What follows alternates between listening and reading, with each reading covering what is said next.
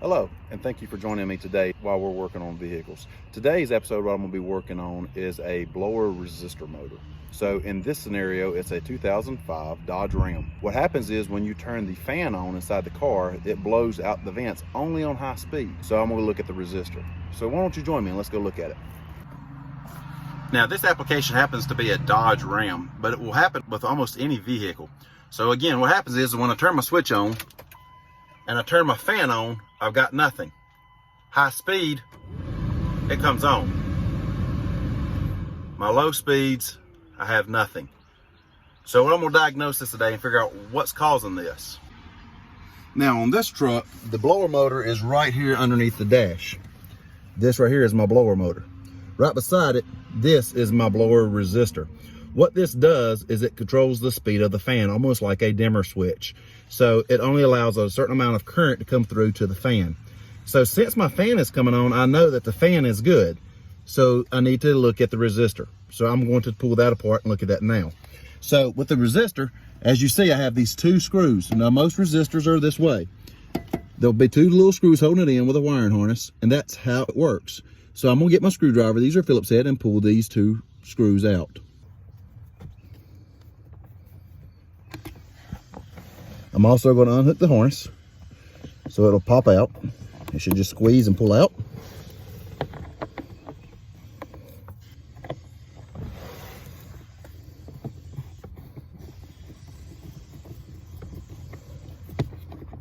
With those two screws out, the resistor will pull out like this. And so when I go put the new resistor in, I'm going to orient it back the way it came out, push it back up inside the hole like it was, and put my two Phillips head screws back in it. And then I'll put the other screw in and I'll tighten these back up.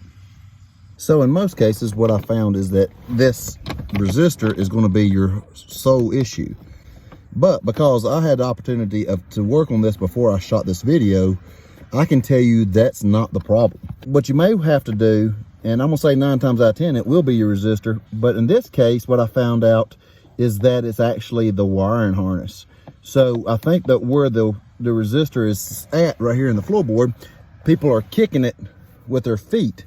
So I don't know if I'll be able to show you on the resistor harness right here. See right there, that yellow wire, this one right there, it's bare back right there. So that's what my problem is.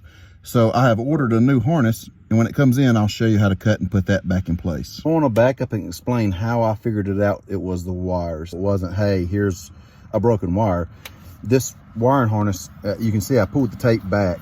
It had tape wrapped all the way up to the harness. So when it plugged back in, the fan doesn't, there is high speed, but still none of my low speeds work. So when I pulled it back, I saw it, but once I started messing with them and started pulling the wires apart, see, there's my low speed. So I can figure it out, it's in my wiring harness. So that's off.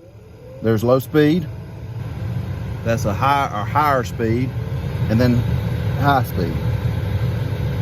So that's how I figured it out. Not only did I see after I had to cut the wire harness back and see the wires exposed, but once I separated the wires, it works. So that tells me that it's right here. I know for 100% it's right here. So when my new harness gets here, I'll cut this one out, put a new one in, and I'm gonna show you how I do that when it gets here. Hey guys, I'm Chad. Thank you for watching today's video. If you have any questions, be sure to comment below. I'll try to get in touch with you as quick as I can. Again, remember, anytime that you're working on any of these projects, if you start to get frustrated, it's time to walk away and come back later. If you work on it while you're frustrated, you're likely to break something, and that's going to make you pay a whole lot more. Thank you again for watching. Please subscribe and like my channel. Thank you.